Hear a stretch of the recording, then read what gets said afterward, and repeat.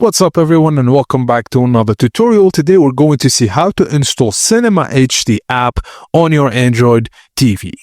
So the first thing you need to do is to install the downloader app, and if you have it, just open it. Turn on unknown sources for downloader, which you can find within settings. Enable them and then launch the downloader app. Click the URL menu bar to open the keyboard. Now enter cinemahq.app and then click Go. Select the Fire TV or Android TV download, or choose the mobile version if you are on your mobile phone or tablet. Now, wait for the Cinema HD app to install and then click Install when it's done downloading.